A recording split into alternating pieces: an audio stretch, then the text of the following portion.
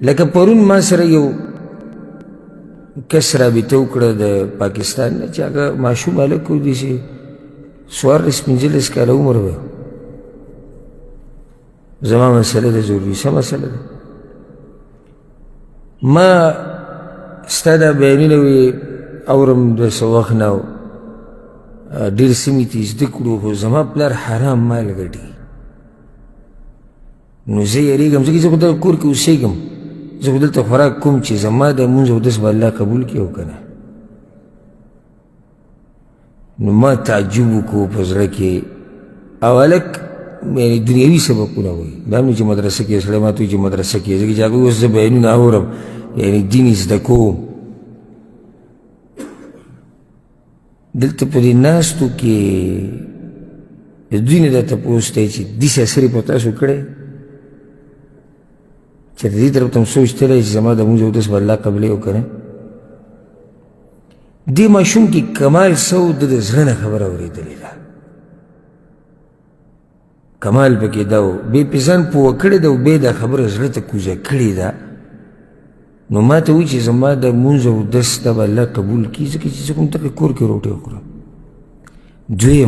دویم سوال دا دی زه وی هغوی ته خبره کوم چې ستاسو دا کارونه ناروا دي رور ته پلار ته خو هغوی ما غلی کي یا ما ته وایي چې راستا خبرې نه دي نو الله خو ما په دې نه رانیسي که نه چې ما غلط کار لیدو او ما نه دی منع کړی وایي دوه سواله دي او دا د یو غټ انسان دوه سواله دي ته زه یقینا غټ انسان ویم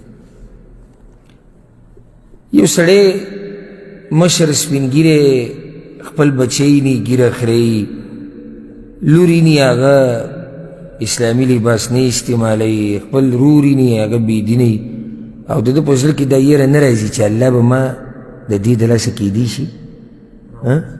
راونیسي دا یېره نه او دا ماشوم یېرېږي حالانکه الله د ده نه د دې تپوس کوي تی ته څه وایي نه کوي تی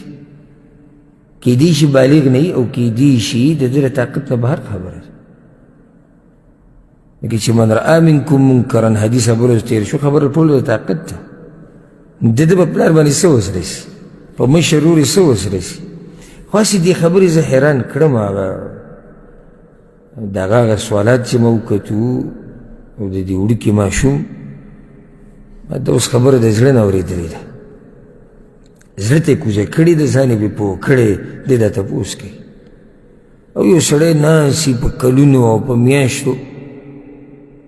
او چې بهر ته وځي د جومات نه ماذا قال آنفا دا شیخ صاحب څه وي د نن کومه مسله بیانوله نن کومه بیانېده پاتې له هغه چې هغه ته ورته وایي چې مخکې کومه مسله ذکر کړې وه که نه دا حقیقت نه دی داسې به کشتي باز که نه که نه به وي پکې ای به پکې او که موږ ته پته و که نه خو هغه خپل ځان پېژني چې زه پکې یم او که نه یم څوک چې زما دا خبره اوري که هغه دلته ما سره ناست دي او که هغه د بل څه نه دا خبرې اوري